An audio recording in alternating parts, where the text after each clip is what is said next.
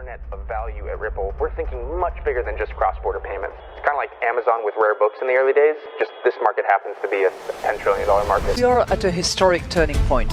Said in the past that you are doing for money what email did for communication. Moving the whole revolution forward. Take on it. There's trillions of dollars parked around the world. XRP. Is there a possibility that Ripple could take over Swift one day? Well, welcome back, ladies and gentlemen, to another episode of 24 Hours Crypto. Let's get right into today's video. This is absolutely insane. And the information I'm going to show you today, you're going to be 100% convinced that the value of XRP is going to be considered dirt cheap at $10, $20, $30 and onwards. Ladies and gentlemen, strap in because this one is going to be spectacular. Listen to what Chris Larsen says here first. I want to do a little mic drop moment. When he was asked, did you buy Bitcoin at the lows? And look at his response to this. Long time. Were you able to build a stash of Bitcoin in that time in the beginning? Or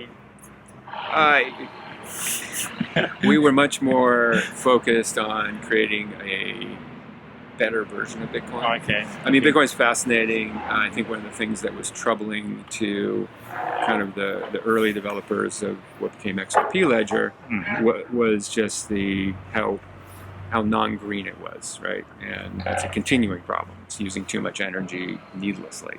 Wow, that is significant. That response right there should have a lot of you guys thinking what's really happening behind the scenes. I mean, I lay out everything right in front of your eyes.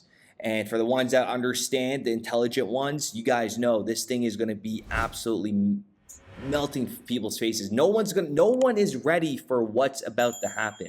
Okay, I'm not providing any kind of hopium or even hope.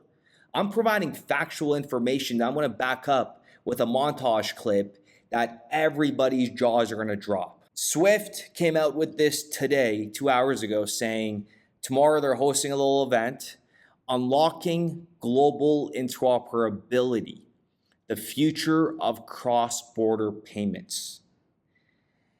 And before I get into this montage, I want you guys to understand that the value of XRP right now at 48 cents, or even since its inception, the fact that it has remained at these levels is beautiful because XRP is driven by demand and its utility.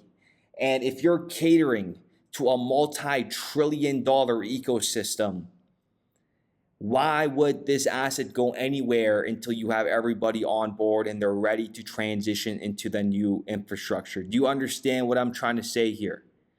So the fact that the XRP price actually has done what it has done, and you see how it all happened right here after here, this is where things got very, very serious. And you guys know the whole IMF, the World Bank, Ripple video that I made, and how Ripple pretty much gave them the pitch book with the World Economic Forum and they ran with it. And given where we are today, wow, you could say, look at it from this way. Everybody that gets sued always goes back and looks at Ripple. And remember when Brad Garlinghouse said, like the Ripple test, Ripple has set the standard.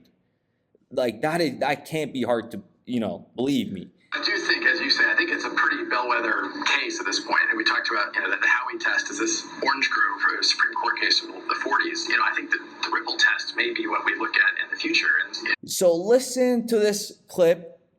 Some of you guys may have already seen it, but I've added some new ones. I've added some titles. Listen very carefully, given how everything is playing out.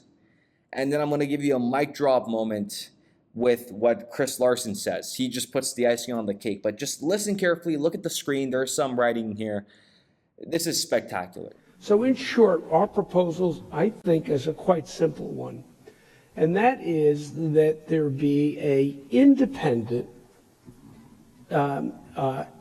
enterprise.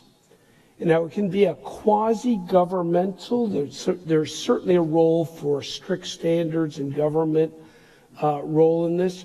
But having been in the government, knowing how difficult it is to actually do technological innovation in government, being a representative of government that couldn't build a medical website, and after 3 tries, eventually went to the private sector to get it done.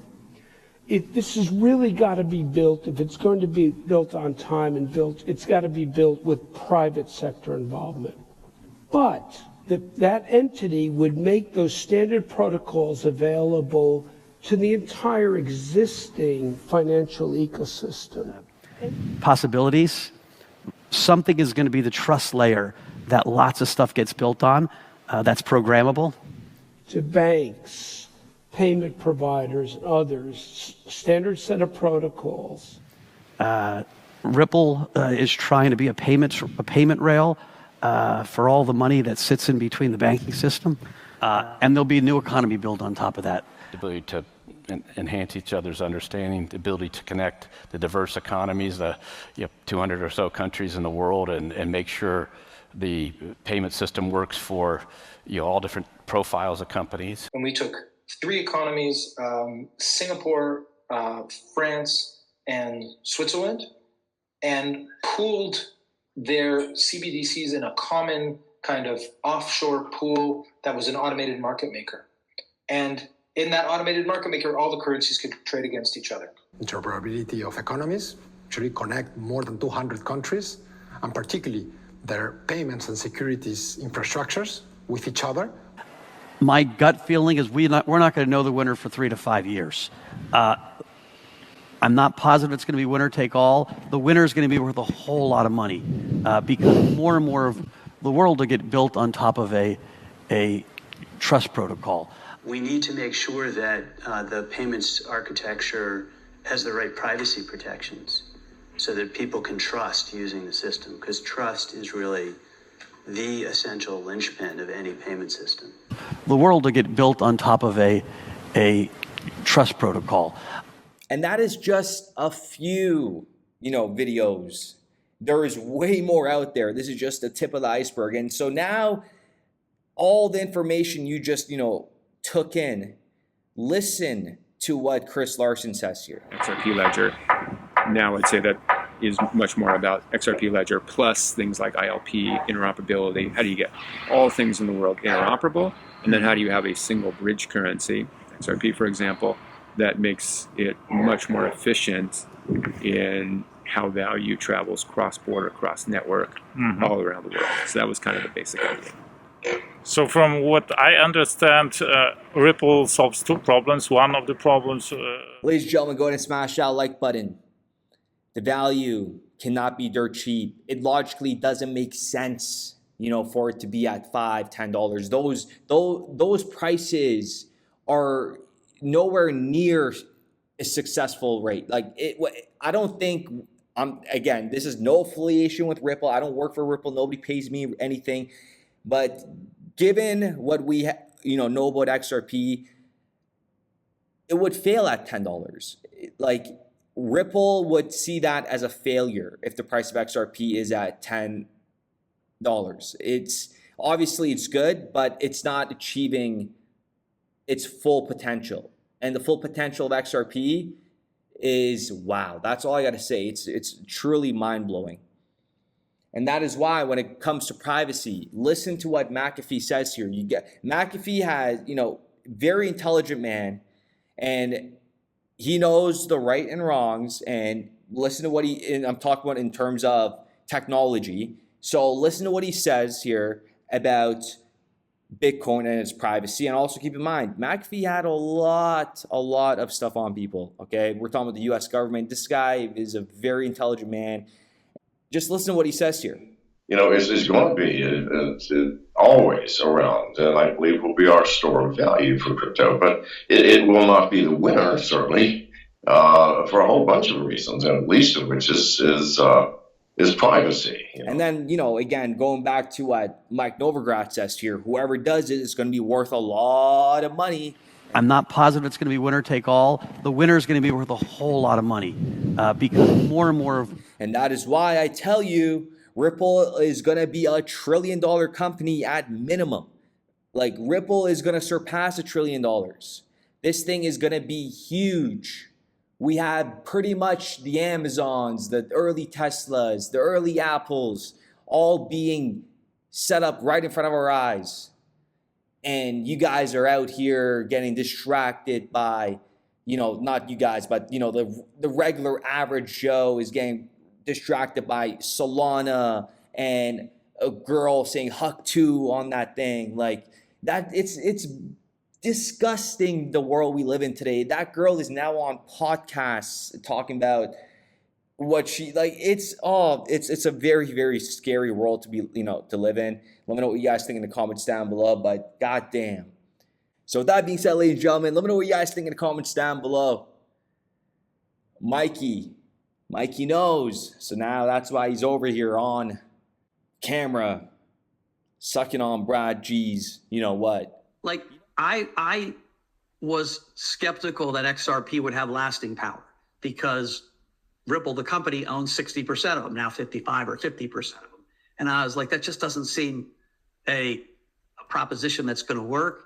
And I've been dead wrong. Hats off to Brad Garlinghouse and his team. Ripple is now, a institution. The XRP army is real. They care about their ecosystem and their coin. And, yes, it's got a use case, but broadly the use case is the same as Bitcoin. It's another place for people to want to store value. And a lot of people are going to be on the same boat. Everybody that doubted XRP, make sure you guys take screenshots. For the love of God, please take screenshots of everything you see on Twitter, YouTube comments. I'm going to need all that. I'm taking all the snapshots. I'm going to make like a 200-page book with all these comments. And each time we flip these pages, can you imagine just reading the comments? You got one peasant talk about market cap. You got another individual saying how they own all the escrow. It's just, the list goes on and on. Let's pass a dollar first. We'll be back with another episode. Just know what you hold. The information's right in front of your eyes. We started building RippleNet with the thesis that crypto liquidity would eventually be able to support robust global payments, large payments. RippleNet was designed so that customers seeing the benefits of our fiat-based network could flip the switch to ODL once the market was mature enough. And this is exactly what's happening. Flip the switch.